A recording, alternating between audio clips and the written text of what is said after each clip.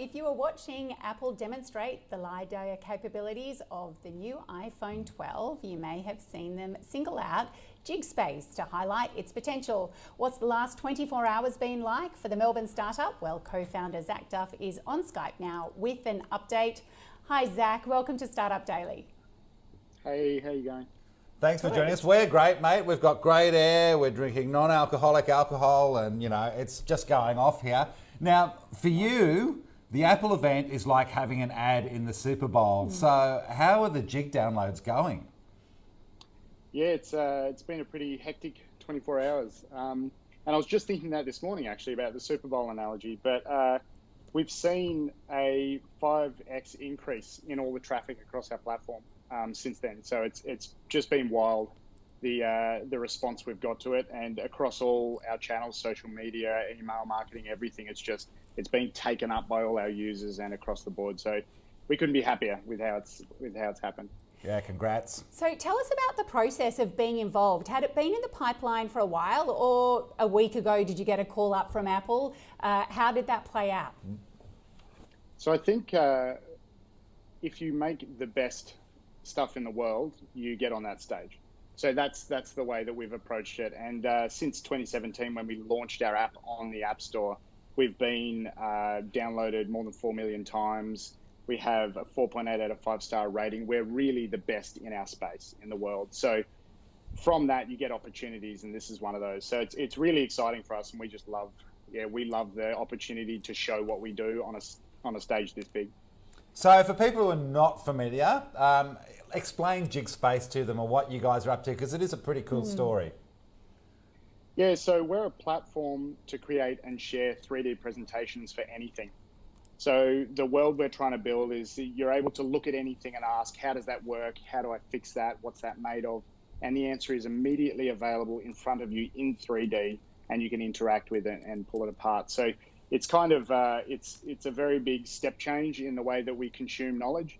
And the tools and the platforms we build are incredibly simple. So we have 3 core tenets to everything we do, and that is it has to be simple, has to be useful, and it has to be delightful.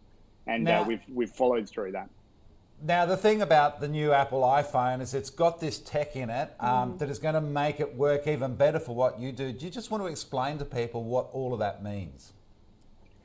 Yeah, so in the demo we had yesterday, we used the LiDAR and the 5G capabilities. So the LiDAR was able to show how we can map the room, and you can share that experience with someone else. And with the 5G, we're able to bring down far more data and create this really, really high resolution communication between 2 people in this collaboration. And that's what we showed yesterday. But what it does for our customers is they're able to use Jig in so many different areas. It goes beyond just the manufacturing we showed there. It goes into sales and marketing and training and post-sales support and prototyping and all these different areas. So it's really exciting to have that new hardware, because it is a tipping point for augmented reality.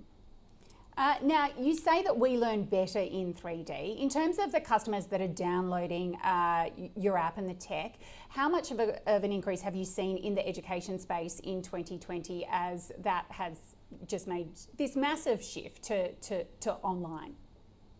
Yeah, absolutely. It's been huge, and I mean, I don't think too many people were sure what would happen when COVID hit, but the response we got from our users is suddenly everyone's at home, and they need to, a lot of kids at home, a lot of teachers having to kind of work with their students remotely, and we saw a massive spike in users. So this was back in March, I think. We just saw this giant spike. I think it was about 4 or 5 times what we're expecting around that time period. So that was really good, and it's kind of followed on from there. A lot of people have stayed around, and we released our Pro product 3 months ago, and we've seen that kind of follow through, and we've seen a lot of businesses that were kind of on the fence. They wanted an AR strategy, and suddenly they can't travel to sell, they can't travel to do training or to manufacture, so they have to do it remotely, and they're all kind of falling off the fence and signing up and starting to use Jig. Now, the last company I think that Apple featured from Australia was a little business called Canva. You've got your own ambitions to own your space. How far does this accelerate you towards that goal? It's huge. It's a validation of everything we've been doing, and we've never had any doubts about what we're going to do or how big we can make this. and we want to be the standard in this space. And I think what Canva have done really well is take something that is complex and made it incredibly simple and open and democratized it for people. And we're doing the same for 3D. And this point in the Apple keynote is that validation for us, for me personally, and also for our team. It's this great thing to see it recognized by the biggest company in the world. And Zac, is there any limitation these days, though, being a company like yourselves with the growth path that you're going on and being based in Melbourne and not being able to have that ease of travel to and forth from the US that you might have wanted to a couple of years ago? Yeah, it was.